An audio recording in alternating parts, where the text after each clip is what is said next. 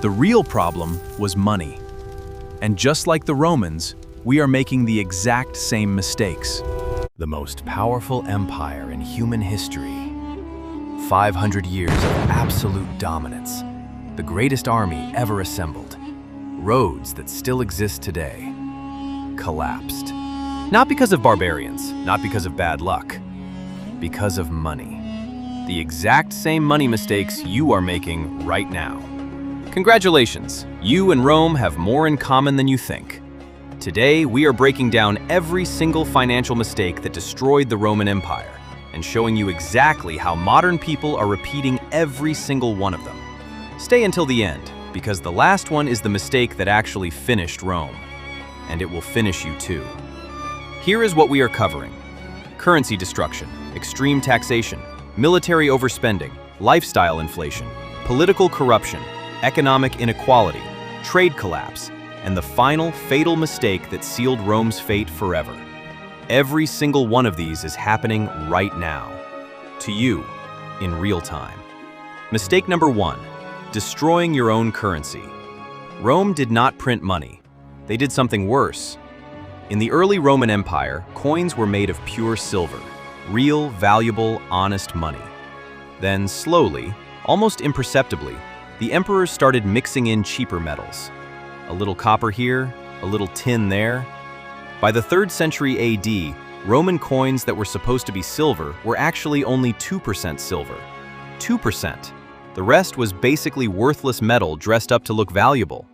Sound familiar? The US dollar has lost over 96% of its purchasing power since 1913. Your grandfather's dollar bought a full meal. Your dollar buys half a coffee. Rome did not collapse because enemies invaded. Rome collapsed because the money stopped meaning anything, which is exactly what inflation is doing to your savings account right now. But destroying currency is just the beginning, because what happens when the government needs more money and decides you are the solution? Mistake number 2, taxing everything until nobody had anything left. Tax on land, tax on inheritance, tax on salt, tax on breathing. Almost. As Rome's financial situation deteriorated, emperors did what every broke government does. They raised taxes, then raised them again, then created new taxes for things that had never been taxed before. By the later Roman Empire, taxation was so extreme that farmers were abandoning their land rather than pay the government's share. The top marginal tax rate in the United States hit 94% during World War II. 94 cents of every dollar earned at the top, gone. Rome's tax collectors became so aggressive and so corrupt that citizens in some provinces literally welcomed the barbarian invaders, because at least the barbarians only robbed you once. When the tax burden becomes heavier than the benefit of staying, people leave. Wealth leaves, businesses leave, and empires fall. Now here's where it gets wild, because Rome's next mistake is one that modern governments are making on a scale that would have made even the most reckless Roman emperor nervous. Mistake number 3, spending everything on the military and nothing on the future. Rome had the greatest army in the ancient world. It also spent itself into complete bankruptcy paying for it. At its peak, Rome's military consumed more than 70% of the entire imperial budget. Soldiers needed wages, equipment, food, retirement bonuses, and increasingly, enormous bribes just to stay loyal.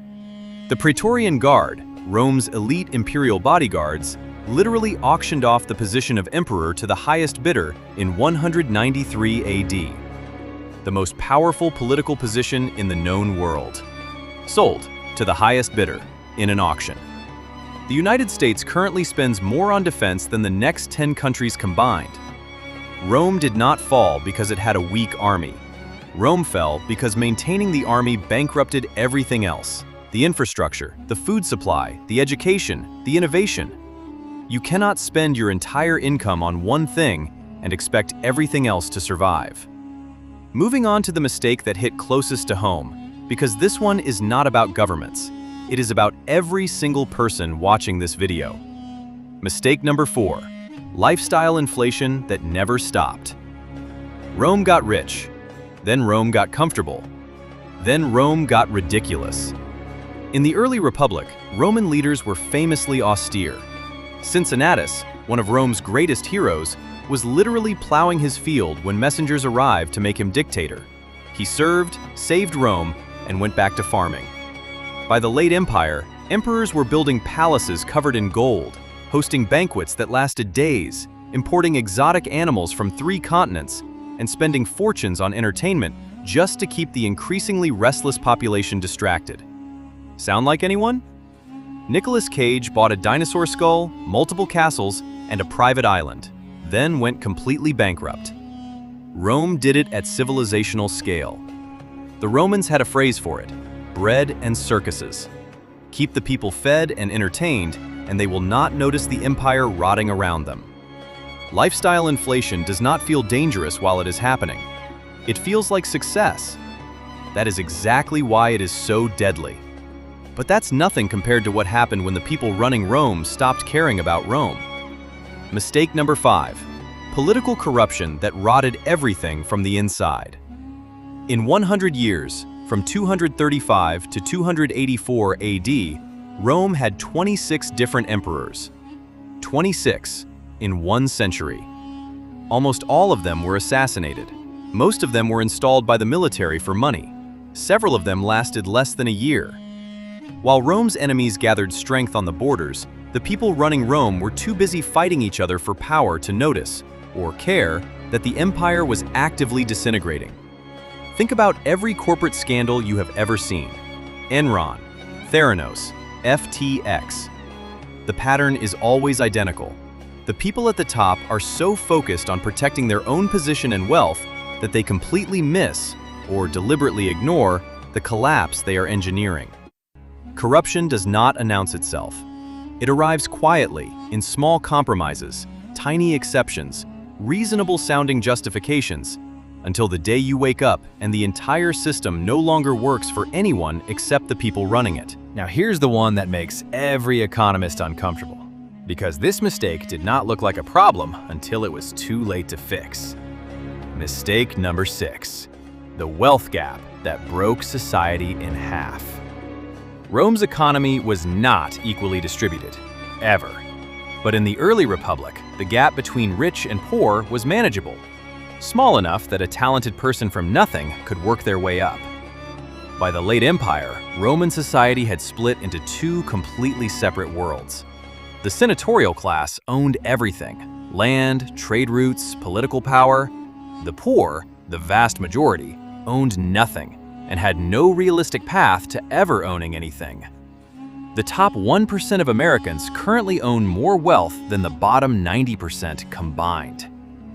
Rome's wealth gap was so extreme by the 5th century that poor Romans in some regions voluntarily surrendered their freedom, becoming serfs under wealthy landowners, because at least a wealthy landowner provided food and protection. When enough people feel that the system has nothing to offer them, they stop defending it. And an empire that its own people will not defend is already finished. Moving on to the mistake that came from outside, but only succeeded because of everything that had already gone wrong inside. Mistake number 7. Killing the trade that kept everything running. Rome's economy ran on trade. Massive, complex, intercontinental trade. At its peak, Roman merchants were trading with India, China, and sub-Saharan Africa. Silk, spices, grain, glass, wine, all moving constantly through an infrastructure that Rome had spent centuries building. When Rome's financial system began collapsing, when the currency lost its value, when taxation made commerce unprofitable, when political instability made the roads dangerous, trade collapsed with it. Think about what happened to global supply chains during COVID. A system that seemed invincible proved to be deeply fragile the moment the conditions that supported it disappeared. Rome did not just lose battles. Rome lost the economic engine that paid for everything: the armies, the food, the infrastructure, the stability. An economy is not a machine that runs itself. It is a living system that requires constant maintenance. Stop maintaining it, and it dies. And now, the final mistake, the one that sealed Rome's fate. the one that is so relevant to modern life that it should actually make you uncomfortable. Mistake number 8. Outsourcing everything until you forgot how to do anything yourself. This is the one that actually finished Rome. By the late Empire, Rome had become so dependent on foreign mercenaries to fight its wars, foreign grain to feed its population, and foreign craftsmen to build its infrastructure, that Romans themselves had largely forgotten how to do any of these things independently. When the money ran out and the foreign support disappeared, Rome discovered that it had traded self-sufficiency for convenience so many times for so long that there was nothing left underneath. Every major economy on Earth currently outsources its manufacturing, its supply chains, its critical infrastructure to other countries. America does not make most of its own medicine. China produces most of the world's semiconductors. Rome thought its strength was permanent too. The most dangerous thing a civilization or a person can do is become so dependent on external systems that they lose the capacity to survive without them. Rome did not fall because its enemies were strong. Rome fell because Rome forgot how to be Rome. So here is the uncomfortable truth that connects all 8 of these. The Roman Empire did not collapse because of one catastrophic event. It collapsed because of 1,000 small, reasonable-sounding decisions that each made sense in the moment and combined over time into an irreversible systemic failure. Debase the currency a little, raise taxes a little, spend a little more on the military, build a slightly bigger palace, let the political system get a little more corrupt, allow the wealth gap to grow a little wider, outsource a few more critical systems. Each step felt manageable. Each step felt survivable. None of them were. So here's the question for you. Which of Rome's 8 mistakes are you currently making in your own financial life? Drop it in the comments. Be brutally honest. Because Rome had 500 years to make these mistakes before the bill came due. You might not have that long. Subscribe to Storynomics, because history is not just something that happened to other people. It is a warning that most people are too comfortable to read.